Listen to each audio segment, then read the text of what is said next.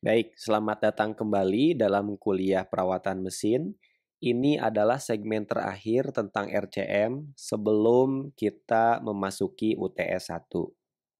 Sedikit mengulas bahwa ada 7 pertanyaan dasar tentang RCM dan sekarang kita ada di tahap kelima. Ya. Dengan cara bagaimana sebuah kegagalan itu berarti. Ya. Nah, di sini saya perkenalkan 4 kategori konsekuensi kegagalan. Ya. Ada 4.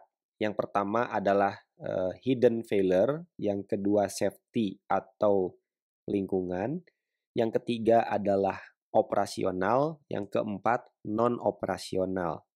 Ya. Nah, hidden failure atau kegagalan yang tersembunyi itu biasanya tidak bisa diamati langsung ya, dalam kondisi normal. Contoh, dalam suatu peralatan industri, ya ada 2 pompa yang bekerja secara paralel untuk mengalirkan cairan pendingin. Nah, jika pompa yang satu mati ya, dan yang lainnya masih beroperasi, maka keseluruhan sistem masih akan tetap bekerja karena proses pendinginan masih berlangsung. Ya. Nah, sebetulnya pompa yang satu itu mati dan yang lainnya bekerja dengan upaya yang lebih, ya, bekerja lebih berat, menerima beban yang lebih berat. Namun kadang ini tidak bisa teramati langsung dikarenakan prosesnya masih berjalan. Nah, hal serupa juga terjadi pada beberapa kendaraan yang memiliki blower pendingin double, ya. Di sekitar radiator ada blower yang mendinginkan. Ya, jika salah satunya mati, maka yang lain masih bisa beroperasi. Dan karena kendaraan masih bisa beroperasi, kita tidak bisa mendeteksi kegagalan tersebut. Nah, itu disebutnya hidden failure atau kegagalan yang tersembunyi. Ya. Dan dia tidak punya dampak langsung terhadap kendaraan, terhadap operasi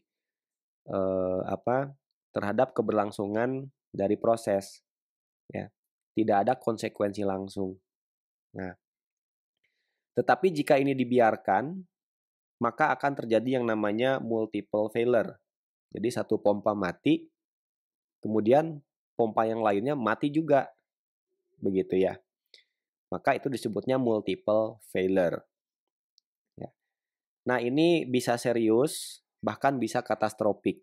Ya, jika mesin kita mengalami kematian total pada bagian sistem pendinginan, maka mesin bisa mengalami overheat dan kerusakan akan merambat ke banyak komponen lainnya, yang tentunya itu biaya perbaikannya akan menjadi sangat mahal.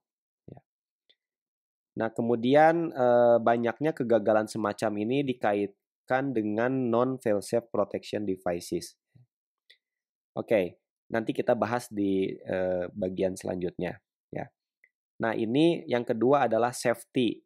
Singkatnya, konsekuensi safety itu berkaitan langsung dengan kecelakaan kerja, ya, atau bahkan kematian.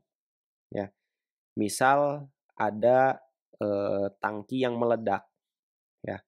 Nah, tangki yang meledak berisi gas bertekanan tinggi, ya, itu berpotensi untuk menimbulkan kecelakaan kerja bahkan kematian. Ya.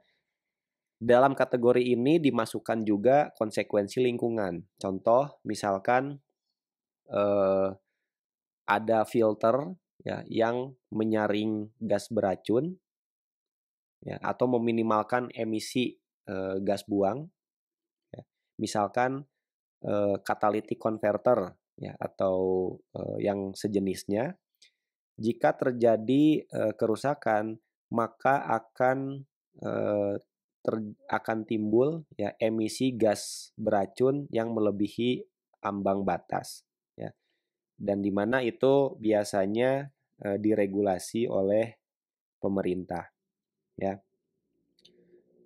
Baik itu secara lokal, nasional regional, internasional, ya, biasanya ada regulasinya. Nah, itu kita masukkan ke dalam kategori yang kedua. Kategori yang ketiga adalah kategori operasional. Ya, operasional itu berdampak langsung terhadap proses. Contoh, misalkan kita punya pabrik baut, ya, sehari misalkan 1.000 buah produk. Itu normalnya demikian. Ketika terjadi suatu kegagalan pada peralatan, ya, sehingga produksinya menjadi 900 buah produk per hari, maka itulah yang disebut dengan konsekuensi operasional. Ya, jadi ada beberapa kegagalan yang menimbulkan dampak langsung terhadap operasi dari mesin atau peralatan atau perusahaan. Ya. Bisa juga konsekuensi operasional itu menyebabkan kegagalan atau menghentikan produksi secara total. Contoh, misalkan jika kita punya pembangkit listrik mengalami kegagalan pada bagian turbin, ya, sehingga getarannya sangat besar dan sistem akan secara otomatis mematikan produksi, ya, maka turbin yang rusak tersebut berdampak langsung terhadap matinya produksi secara utuh, ya. Nah, kemudian yang keempat adalah non-operational consequences. Ya. Ada beberapa kegagalan yang dampaknya itu non-operasional, jadi dia tidak mengganggu langsung operasi, tetapi dampaknya adalah langsung terhadap biaya perbaikan. Nah, RCM itu menjadikan 4 kategori tersebut sebagai landasan untuk mengambil kebijakan. Ya. Jadi kategori tadi itu akan dipakai untuk membuat logika keputusan. Nah, di akhir kuliah kita hari ini, ya, kita akan mempelajari bagaimana dalam RCM itu keputusan diambil, kemudian jenis perawatan pencegahan apa atau preventive maintenance apa yang paling cocok sesuai dengan konsekuensi yang mungkin terjadi, ya. Nah, jadi di sini RCM itu ya fokus terhadap bagaimana kita mencari, ya, jenis perawatan yang bisa secara signifikan mempertahankan kinerja peralatan. Kemudian mengabaikan modus kegagalan yang terjadi, ya, yang mengabaikan modus-modus kegagalan yang terjadi, di mana modus kegagalan itu tidak signifikan, ya. Oke, contoh lah kalau di kendaraan itu ada komponen-komponen yang tidak terlalu signifikan, misalkan kursi sobek, ya, itu juga kegagalan, tetapi itu tidak terlalu signifikan, maka RCM itu tidak memfokuskan perhatiannya pada hal-hal semacam itu, ya. Nah, kemudian pada proses ini, ya, RCM itu pada dasarnya adalah ya memperhitungkan seberapa signifikan ya sebuah kegagalan itu terjadi. Ya, jadi kita menganalisis ini berarti atau enggak. Ya, tadi pertimbangannya ada 4. Ini hidden failure atau bukan. Kemudian safety environmental atau bukan. Ya, atau nanti operasional atau tidak. Ya, kalau ternyata non operasional, mungkin effort kita tidak difokuskan terhadap kegagalan tersebut. Ya. Nah, jika tidak signifikan tadi, ya, maka tidak perlu kita melakukan pencegahan atau preventive maintenance. Jika signifikan, jenis pencegahan apa yang paling cocok? Ya. Nah, di sini saya akan menjelaskan tentang hidden failure consequences. Ya. Baik. Di sini ada contoh kasus ya pompa yang standing alone atau dia bekerja sendiri, sedangkan pada sistem lain ada pompa yang bekerja dan ada cadangannya, ya. Atau dalam sistem kelistrikan rumah atau gedung biasanya ada listrik PLN, kemudian ada genset. Nah, itu adalah yang standby, ya. Nah, jika pompa A itu dampak kegagalan pompa A itu signifikan, misalkan ini adalah pompa sistem pendingin, ya, eh, maka layak sebetulnya kita memberikan backup, ya, jika pompa itu adalah pompa yang signifikan.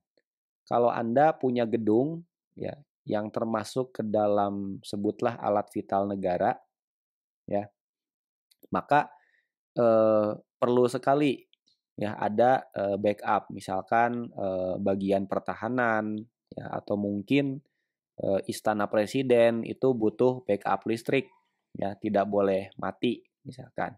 Maka wajar kalau kita memasang cadangan, ya. Nah, jika C itu gagal, nah ini sekarang saya masuk ke penjelasan hidden failure, ya.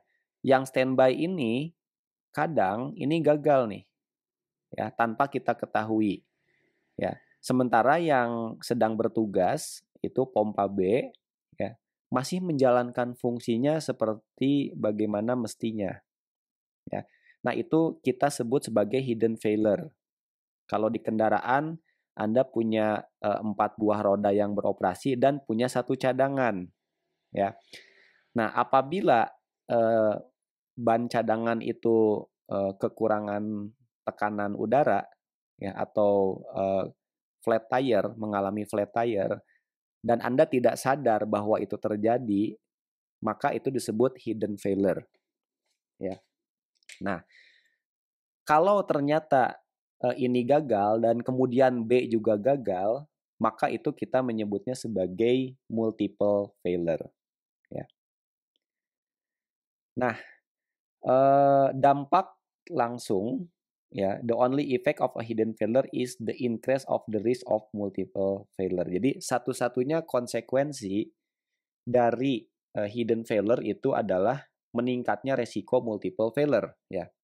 Jadi kalau Anda punya roda cadangan, kemudian itu gagal, ya tidak ada dampak langsung, tetapi itu beresiko meningkatkan resiko terjadinya multiple failure. Anda sedang pergi keluar kota, ya, mengalami gangguan roda yang bekerja, Anda mau ganti, ternyata cadangannya juga rusak.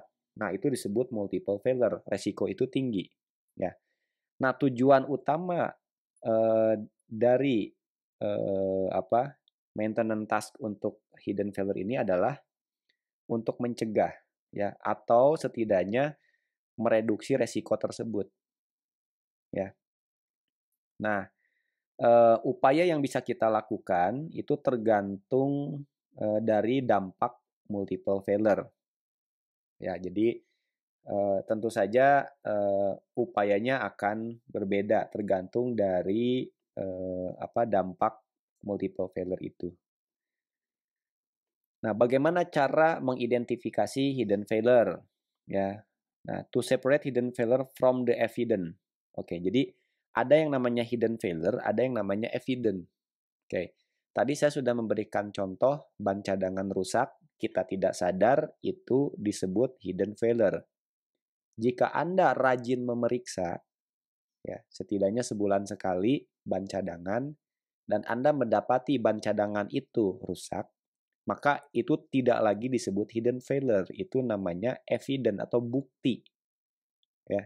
Jadi tidak tersembunyi lagi. Nah, jadi harus kita bisa bedakan, ya, antara hidden failure dengan evident atau bukti, ya.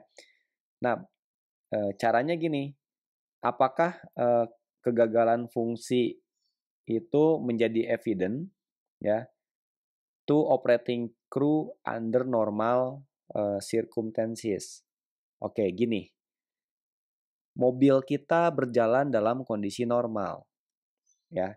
Nah, jika itu tidak disadari oleh pengemudi, ya, maka itu disebutnya hidden. Kalau kalau misalkan itu apa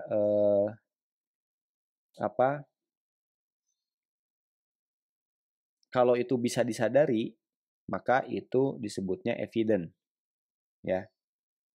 Gitu ya. Oke, jadi jika jika jawabannya itu tidak bisa menjadi bukti, maka itu disebutnya hidden failure, ya. Kayak bisa dipahami. Mudahnya seperti itulah. Kalau itu tidak bisa dirasakan atau dideteksi oleh operator dalam kondisi mesin itu normal, maka itu disebutnya tidak bisa disadari ya, maka itu disebutnya hidden. Kalau bisa disadari atau ada notifikasi, ya ada peringatan muncul, itu disebutnya bukti, bukan lagi hidden failure. Nah, di sini ada yang namanya fail safe device. Ya, fail safe device itu adalah peralatan yang dirancang agar sistem tidak mengalami kegagalan meskipun komponen tersebut gagal. Ya. Nah, di sini ada dua kategori alat. Ada yang namanya protected device, ya, ya, atau ada lagi yang namanya protective device. Ya. Oke, jadi gini, saya berikan contoh ya. Eh, di dalam kompresor ya, sistem kompresor itu ada yang namanya FRL ya, filter regulator lubrikator. Nah, saya fokuskan ke eh, regulator. Jadi dia mengatur tekanan di dalam tangki ya supaya tidak melebihi batas tertentu ya.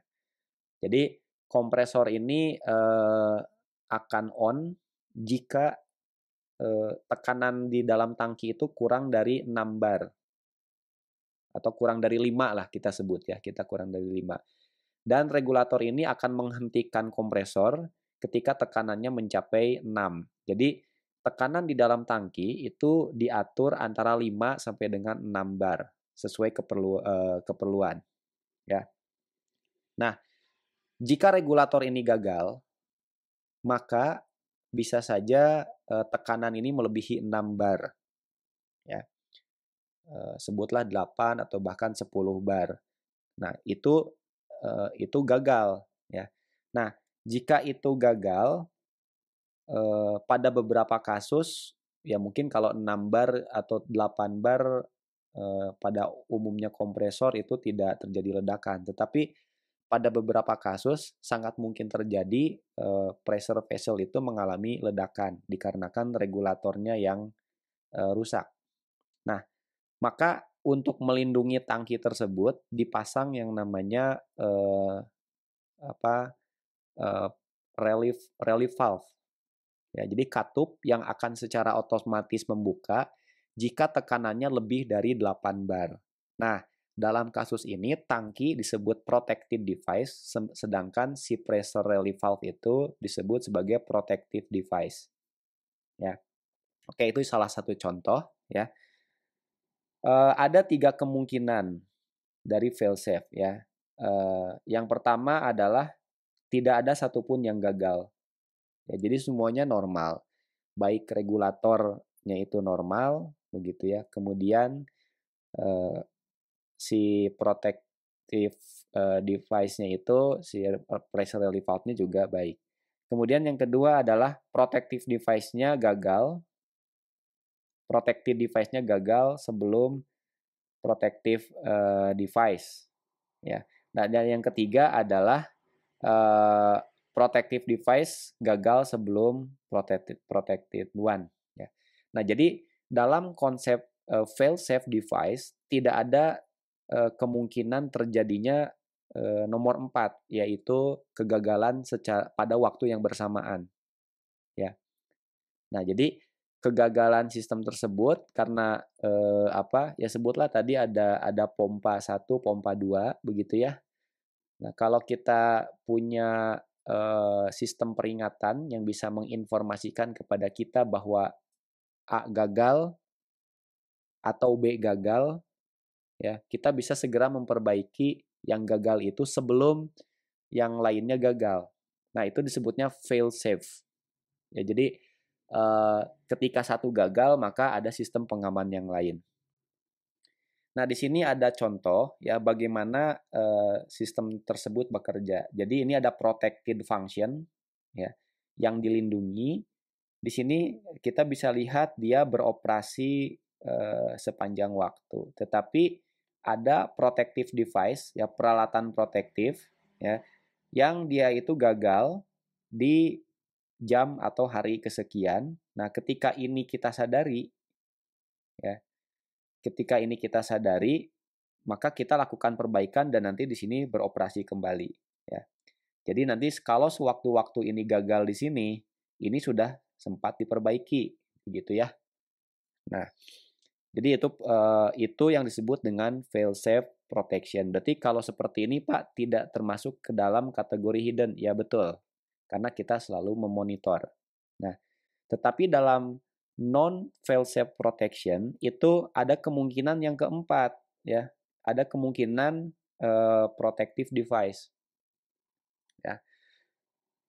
Jadi ini kasusnya apa? Kasusnya itu kita tidak punya monitor terhadap protected maupun protektif ya. Ada kemungkinan yang keempat, maka itu kita sebut non fail safe protection karena kita tidak pernah memonitor sedikit pun sama sekali ya. Nah, di sini ada ilustrasi ya bagaimana protective device-nya itu beroperasi bersamaan dengan protected. Pada detik kesekian ini gagal atau hari kesekian, kita tidak menyadarinya. Sampai ini gagal, maka terjadi yang namanya multiple failure ya. Nah, sebagai contoh di dalam sistem pengereman kereta ya, itu ada sistem pneumatik. Jadi sistem pengeremannya itu mengandalkan udara bertekanan untuk mendorong kanvas rem ya. Nah, di situ ada di dalam sistem tersebut ada katup ya, ada valve yang bisa dibuka tutup manual biasanya untuk keperluan maintenance. Nah, katup itu ya akan sangat membahayakan kalau kereta dioperasikan dan berada pada posisi yang salah. Ya, maka eh, itu diberikan katup tersebut diberikan detektor ya atau sensor. Ya, apakah katup tersebut terbuka atau tidak. Jadi sebelum kereta itu beroperasi, maka harus dipastikan. Saya lupa apakah harus tertutup atau harus terbuka ya, harus terbuka ya mestinya. Nah, jika itu tidak dimonitor, itu akan sangat berbahaya. Ya. Nah, apa kaitannya dengan bahasan di slide ini?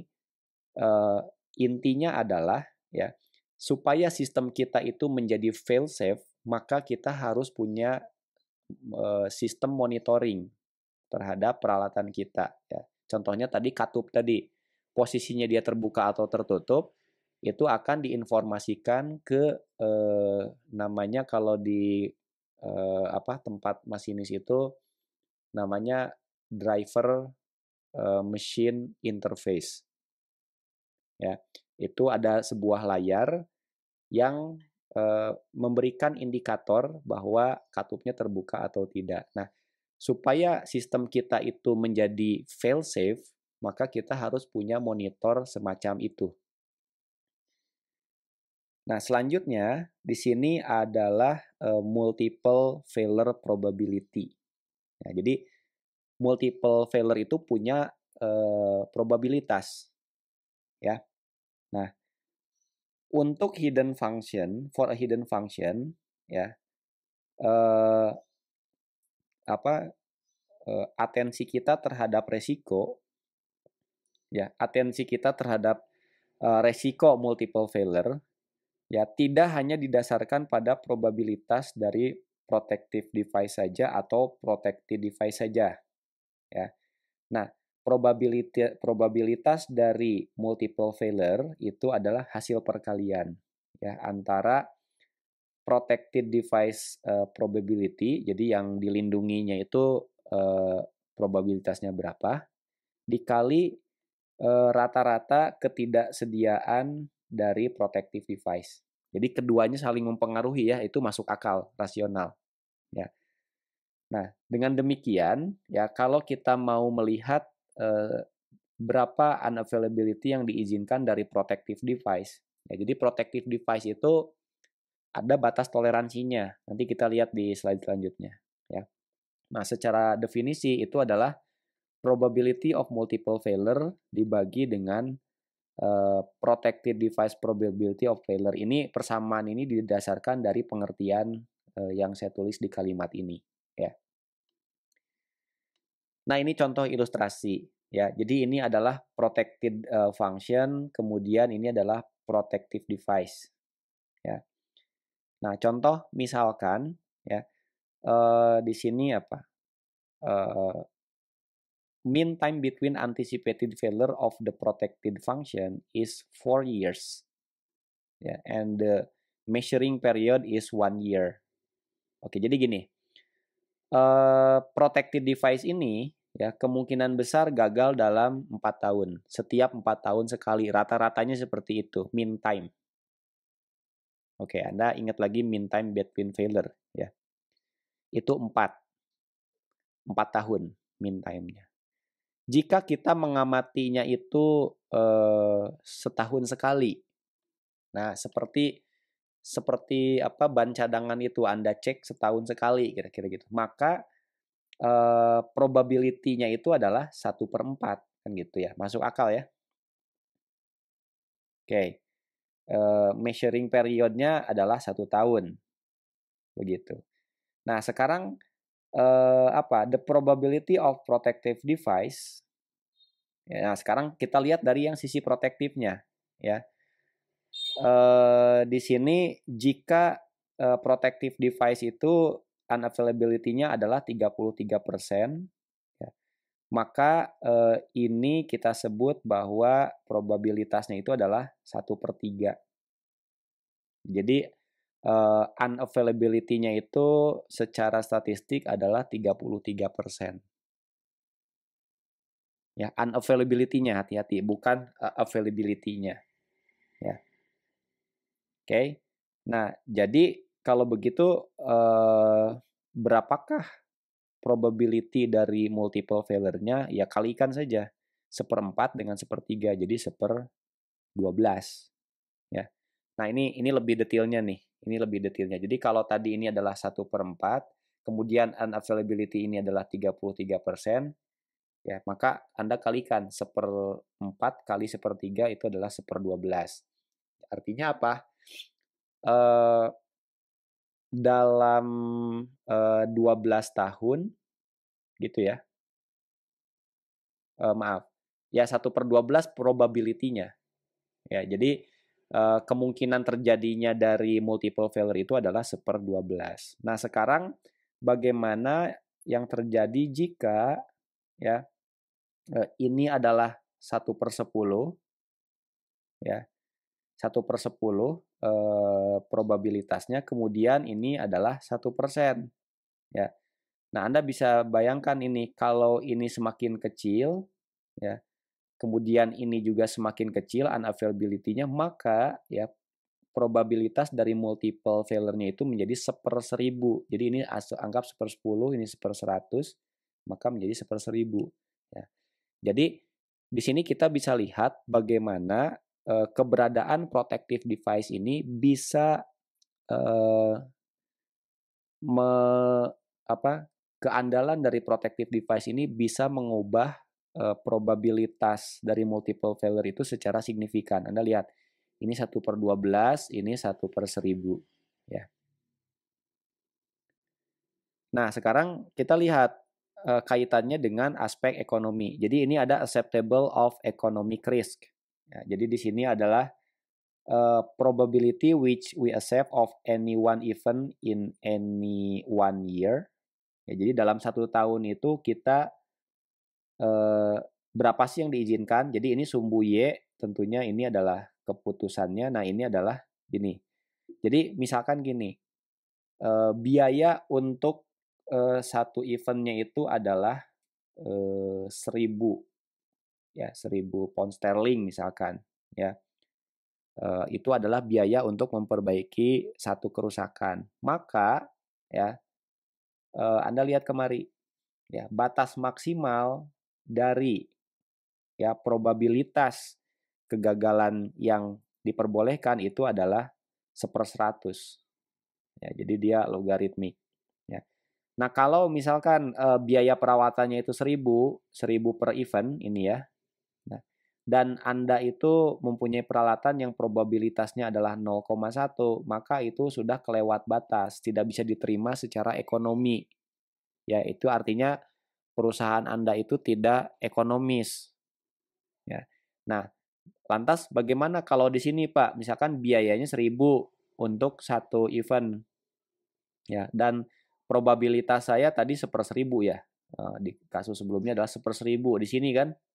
Ah, berarti ini masih jauh berada di bawah garis batas ini. Artinya perusahaan Anda itu dinilai ekonomis, apalagi kalau ada di sini nih.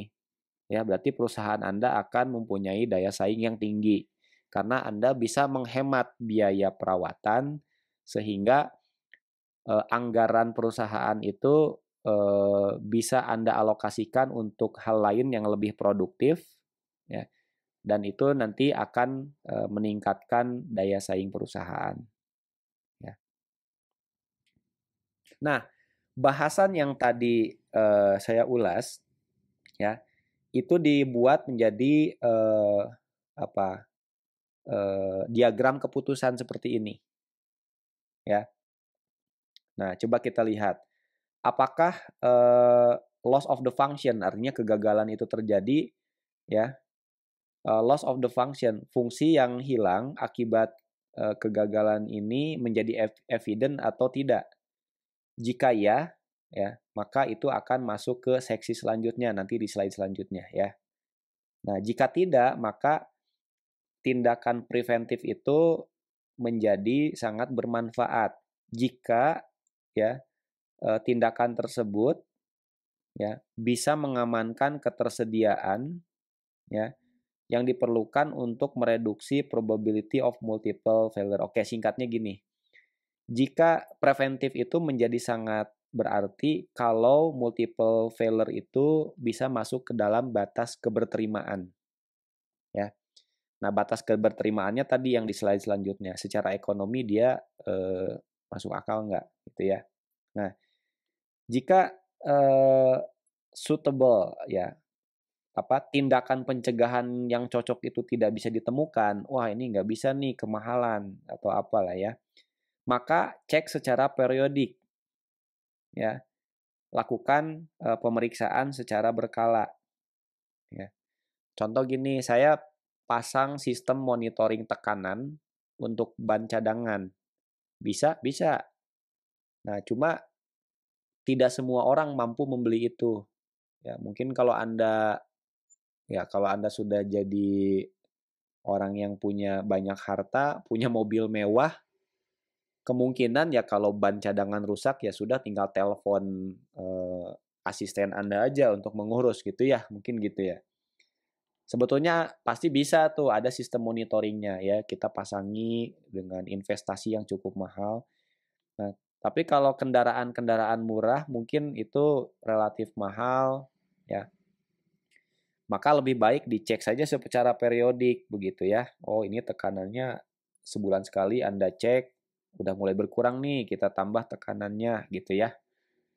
Oke, jadi maka lakukan scheduled failure finding task ya. Lakukan failure finding secara berkala. Ya, Anda harus melakukan pemeriksaan berkala.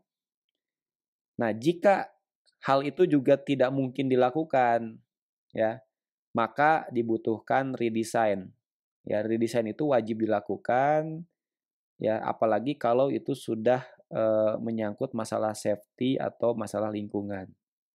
Ya. Kalau menyangkut safety dan lingkungan. Jika tidak, ya, maka redesign must be justified on economic ground. Oke, jadi gini, kalau itu menyangkut masalah safety, ya, maka redesign itu wajib. Nah, jika itu tidak menyangkut safety atau lingkungan, nah tinggal Anda lihat aspek ekonominya masuk atau enggak gitu ya, landasan hitung-hitungan ekonominya masuk atau enggak. Nah, kemudian ini operating crew and normal operation ya. Oke. Operating crew itu didefinisikan sebagai orang yang punya kesempatan untuk mengamati sistem ya, atau siapa saja yang bisa mencatat atau melaporkan ya, kegagalan terjadi. Ya, kalau kendaraan berarti mungkin sopir ya. Kalau di pabrik berarti orang yang mengoperasikan mesin tersebut.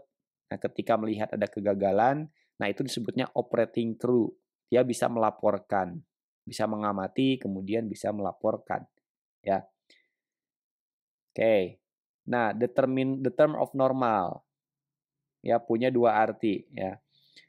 Eh, jadi gini, normal itu artinya tidak ada yang bisa dilakukan operator untuk mencegah kegagalan. Ya, jika apa? If a failure prevention, jika pencegahan kegagalan itu bisa kita lakukan, ya, maka tidak ada lagi kegagalan tersembunyi, ya, hidden failure, ya. Nah, kemudian tidak ada upaya yang harus dilakukan oleh operating crew untuk apa? Jadi normal operation itu gini, there is no special task of the operator to detect the failure. Jadi ada sistem-sistem yang eh, secara otomatis akan melaporkan kegagalan. Ya, contoh tadi misalkan atau kalau di pesawat itu apa ada kebocoran kabin ya sehingga tekanan di dalam kabin itu turun drastis. Nah, itu akan secara otomatis melaporkan kepada pilot ya. There is no special task for the operator to detect the failure. Ya, tunggu aja nanti sistemnya akan melaporkan secara otomatis ya.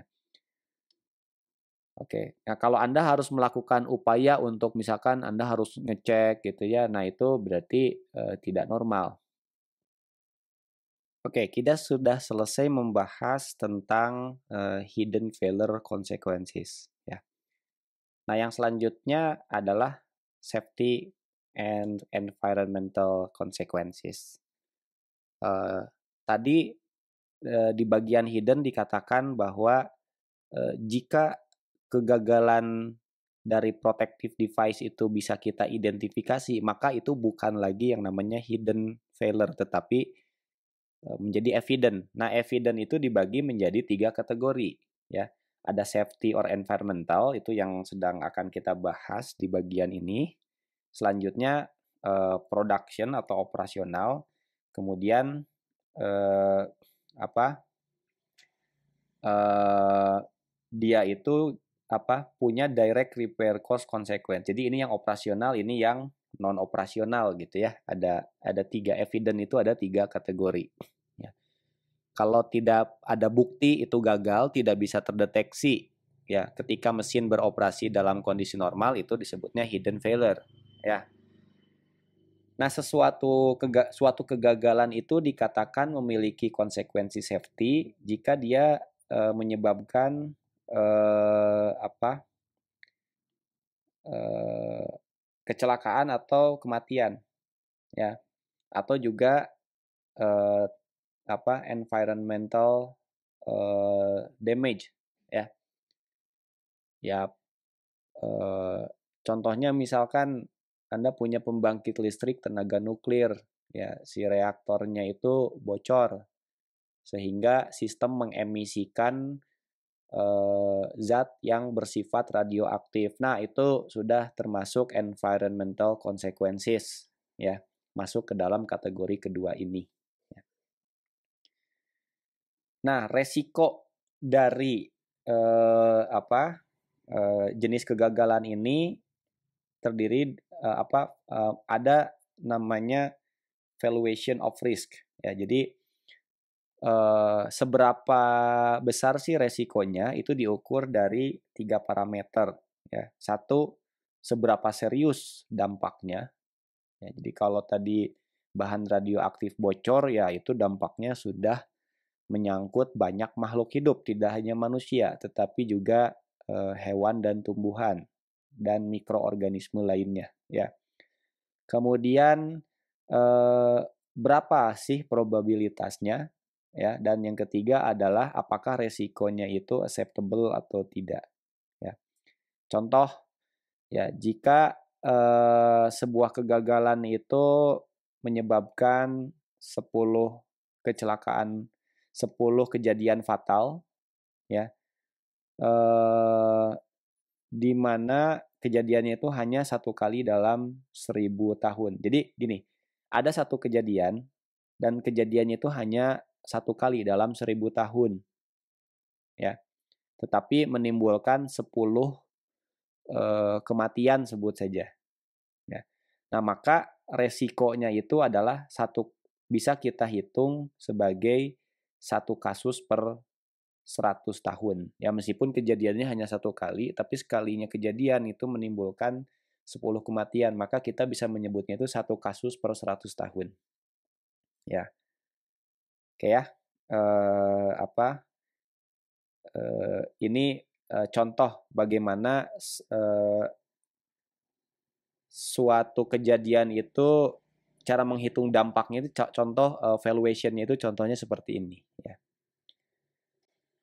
Nah, safety consequences itu ya punya diagram seperti ini. Ya, jadi diagram logikanya seperti ini, diagram keputusan ya. Apakah kita mulai dari sini ya? Apakah kegagalan itu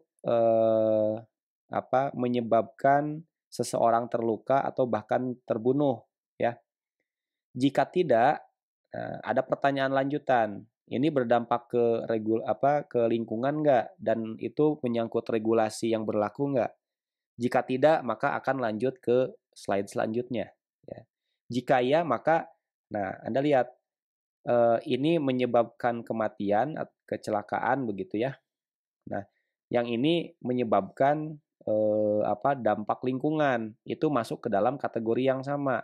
Maka diputuskan bahwa preventive maintenance itu ya layak untuk dilakukan ya jika pengurangan resikonya itu bisa sampai ke level yang bisa diterima. Oke, sekarang kita coba melakukan preventive maintenance, tapi ternyata tidak mampu menurunkan resiko itu sampai ke level yang rendah ya, sampai bisa diterima. Maka itu tidak worth doing. Nah, maka kita lanjut lagi ke sini. Jika tidak bisa ditemukan, ya, maka redesign is compulsory. Berarti sistemnya harus didesain ulang. Ya, jadi ujung-ujungnya desain ulang. Kalau preventive maintenance itu tidak bisa menurunkan resiko itu sampai ke level yang bisa diterima. Ya. Nah, oke. Lanjut ya. Saya review lagi. Ada 4 kategori ya. Yang pertama hidden atau tidak.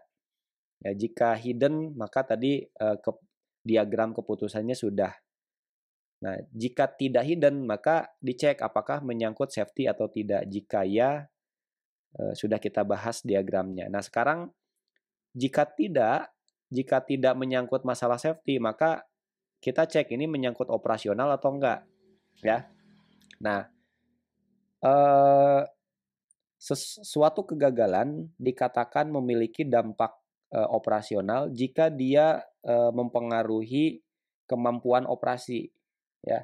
Jadi Anda memproduksi minyak, misalkan 1 hari sekian barel, ya sebutlah 1000 satuan lah, ya.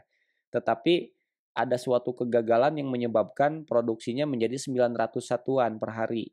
Maka kegagalan yang terjadi tersebut dikatakan memiliki dampak operasional. Ya, atau bahkan produksinya terhenti total, itu pun dikatakan sebagai konsekuensi operasional. Ya. Nah, ada 3 cara ya bagaimana sebuah functional failure itu memiliki dampak. Yang pertama adalah mempengaruhi total output. Ya, ada yang mempengaruhi produk quality.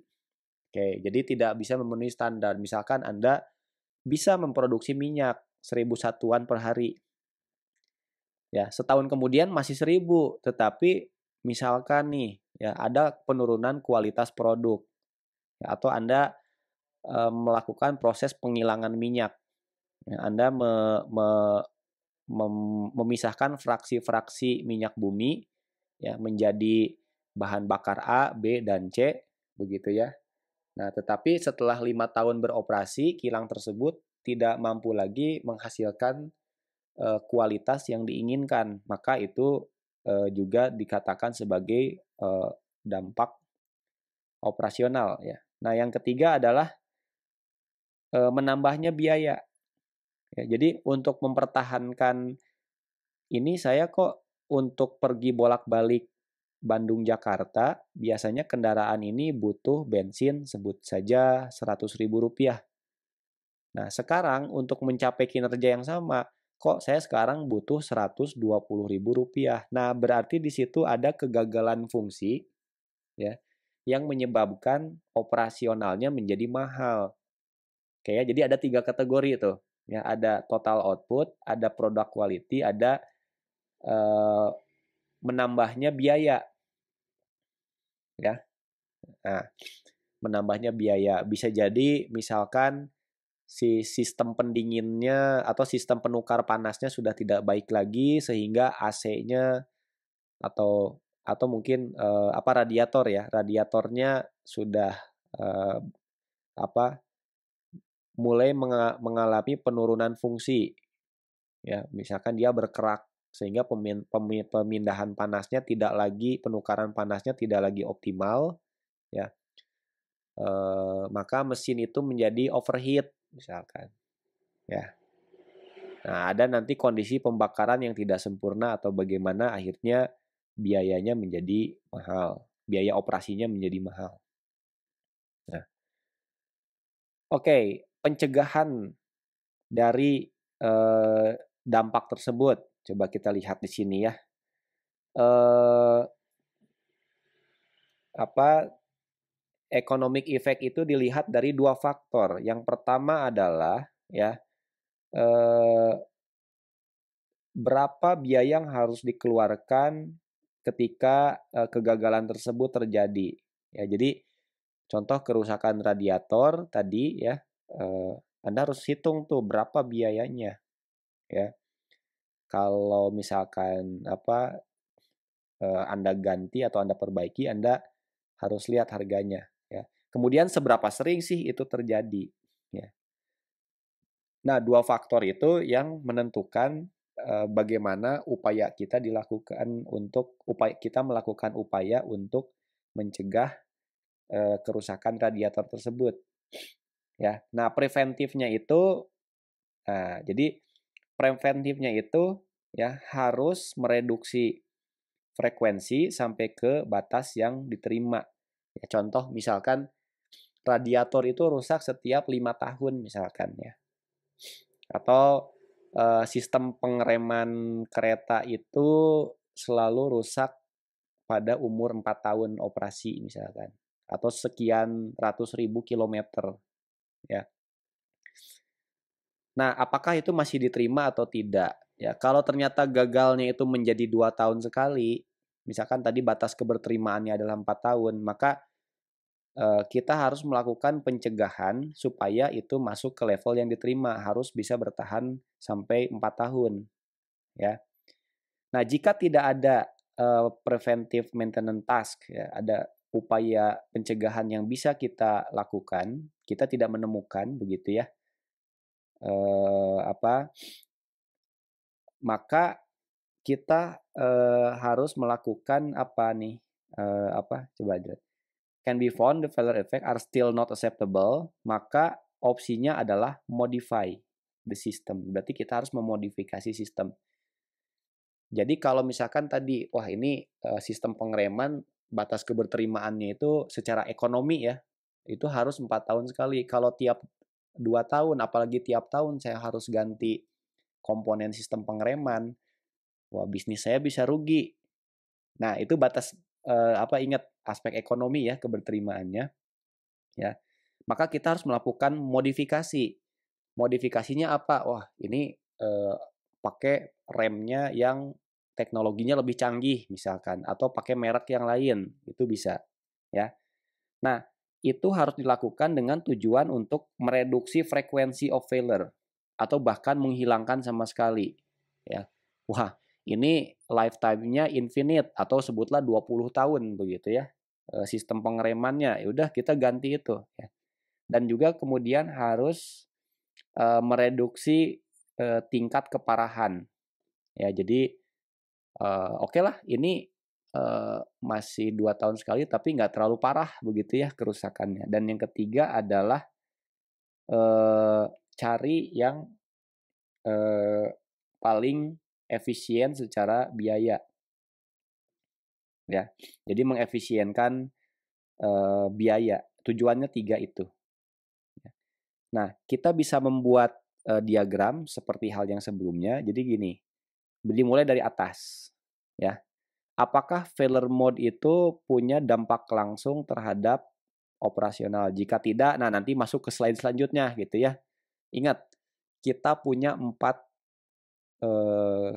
kategori konsekuensi kegagalan. Yang pertama adalah hidden failure, yang kedua safety, yang ketiga operasional. Kita masih di yang operasional. Nah, jika tidak nanti masuk ke yang non operasional ini, ya. Oke, jika ya dia itu berdampak langsung terhadap kapasitas produksi, ya, suatu kegagalan berdampak kepada kapasitas produksi, maka preventive maintenance itu worth it, ya, untuk dilakukan. Ya, jika, nah ada syaratnya dulu nih. Jika ini mengeluarkan biaya ya yang lebih kecil daripada konsekuensi kegagalan yang terjadi. Contoh gini, setiap tahun saya bisa untung 100 miliar rupiah misalkan ya, produksi 100 miliar rupiah. Oke, saya tulis nih 100 miliar rupiah per tahun. Itu keuntungan bersih tuh, udah dipotong pajak ini itu. Udah bersihnya lah 100 miliar. Nah, tapi karena ada kegagalan beberapa mesin atau komponen ya, maka saya kehilangan 20 miliar per tahun, sekarang menjadi 80 miliar per tahun. Lah, rugi saya nih. Ya, rugi. Nah, saya cek apakah mesin apa nih yang menyebabkan itu? Ya, misalkan tadi pompa pendinginnya kurang bagus ya sehingga efisiensi mesin menjadi rendah sehingga kita bayar listrik menjadi lebih mahal. Oh, ternyata 20 miliarnya itu saya bayar listrik nih. Nah, berarti saya harus mengganti pompa. Kalau pompanya itu hanya 100 juta rupiah itu receh itu. Sebaiknya Anda ganti. Ya. Tapi kalau Anda harus mengganti, oh ini saya punya pembangkit listrik nih, generatornya sudah tidak efisien, saya harus ganti generator. Ternyata generatornya itu harganya adalah 200 miliar rupiah. Nah, itu mikir lagi tuh. Ya, jadi upaya pencegahannya itu tidak masuk ke hitungan ekonomis. Maka if cost effective preventive cannot be found, nah saya nggak bisa menemukan nih gitu ya.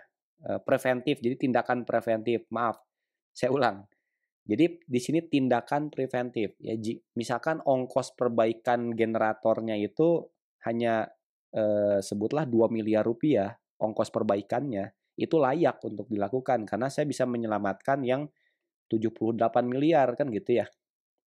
Nah, tapi kalau biaya perbaikan atau perawatannya itu sudah mencapai 100 miliar rupiah, Nah, berarti kita harus mencari metode preventif yang lain apa? Jika tidak ditemukan, maka apa?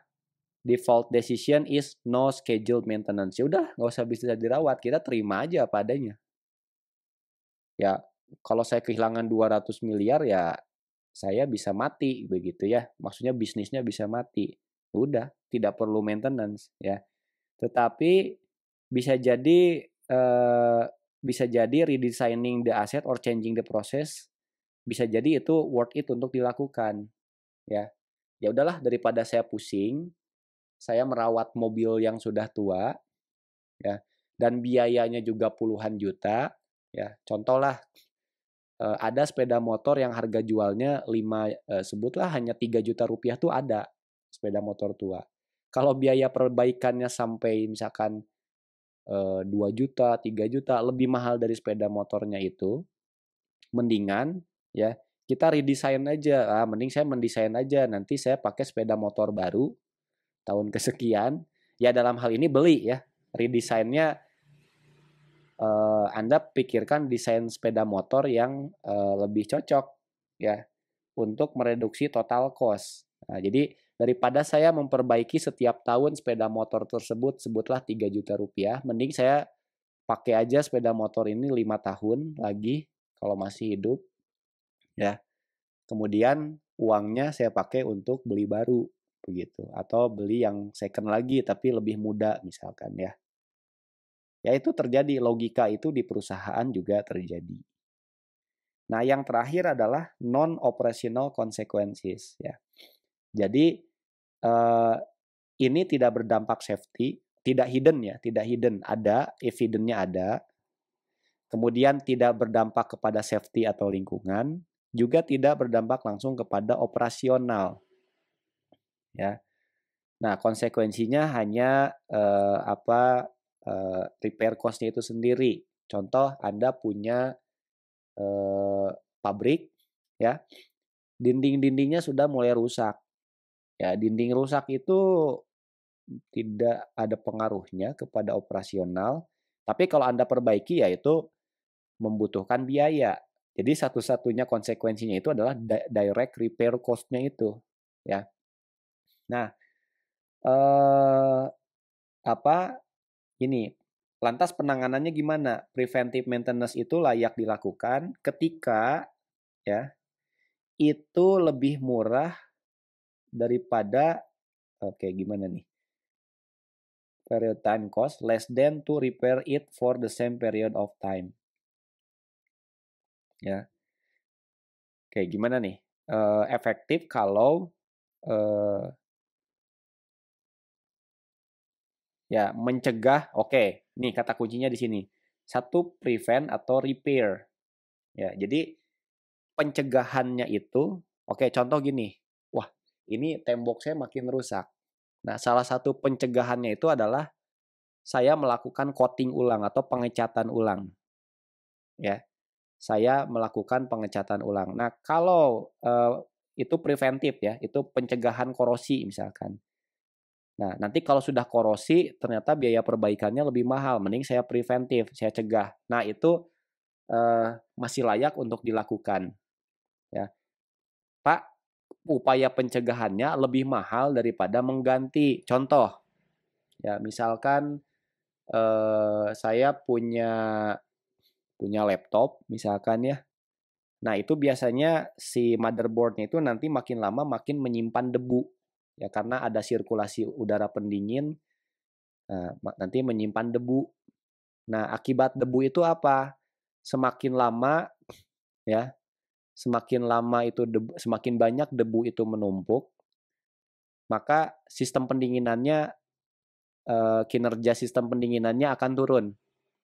Ya, maka laptop kita akan sering panas, overheat ya. Nah, overheat itu apa? Dampaknya ke baterai. Ya, baterai itu umurnya menjadi lebih pendek. Anda baru pakai setengah jam harus langsung butuh hubungkan komputer Anda ke sumber daya ya dan kerjaan Anda mulai terganggu begitu. Nah, bisa saja preventifnya itu Anda bongkar ya laptop Anda setiap 6 bulan Anda bersihkan begitu ya. Nah, tapi sekarang Anda hitung ya. Kalau Anda bersihkan tiap 6 bulan dan misalkan nih, misal jasa pembersihannya itu 2 juta rupiah ya.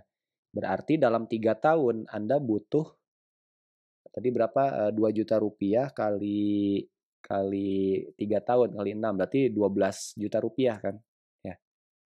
Nah, kalau harga laptopnya 10 juta rupiah ya atau misalkan Anda ganti motherboard itu berapa sih ganti motherboard misalkan 7 juta rupiah ya. Nah, berarti 7 juta rupiah itu malah lebih baik ganti kan ya daripada Anda melakukan perawatan sampai 12 juta rupiah. Nah, dalam kasus semacam itu ya udah run to failure maintenance aja yang dipilih ya. Oke. Baik, summary. Nah, ini summary jadi RCM itu apa menyediakan kerangka ya untuk membandingkan dan mengelola kegagalan itu secara komprehensif ya. Dimulai dari klasifikasi ya. Kemudian apa ini basis desain. Jadi menyediakan apa pola pengambilan keputusan, gitu ya. Kemudian apa merekomendasikan aksi-aksi yang lain jika preventive maintenance itu tidak tidak apa namanya tidak efektif, ya. Jadi gini, kita tentukan klasifikasi konsekuensinya seperti apa, ya. Kemudian secara default Anda perlu melakukan preventif. Tapi jika preventifnya itu eh, tidak masuk ke kantong lah istilahnya ya, tidak memenuhi kriteria ekonomis, maka Anda harus mencari alternatif yang lain. Nah, kalau semua logika tadi digabungkan akan menjadi seperti ini ya. Jadi yang bagian ini adalah yang hidden failure ya. Maaf, ya ini hidden failure. Apakah ini menjadi evident atau tidak? Jika tidak, maka itu menjadi kategori hidden failure. Nah, tadi ini sudah kita bahas. Ya. Nah, jika ya ada evident, evident itu ada 3 kategori. Kemungkinannya safety, ya, operasional, atau non operasional. Nah, selebihnya silakan Anda baca kembali eh, atau ulang kembali rekaman ini ya. Seperti itu ya. Jadi pertama kali selalu preventive maintenance-nya apa ya, dengan persyaratannya seperti apa. Ini preventif. Tuh, selalu preventif. Nah, jika tidak, maka redesign tuh. Ya, atau eh, lakukan scheduled maintenance. Kalau tadi hidden itu Anda tidak menemukan teknologi yang murah ya preventifnya, maka Anda lakukan pengecekan berkala. Jika pengecekan berkala pun tidak mungkin, mustahil dilakukan, maka redesign tuh yang dilakukan. Ya, nah silakan logika itu dibaca. Sekian kuliah kita hari ini. Ya, semoga Anda sukses. Terima kasih.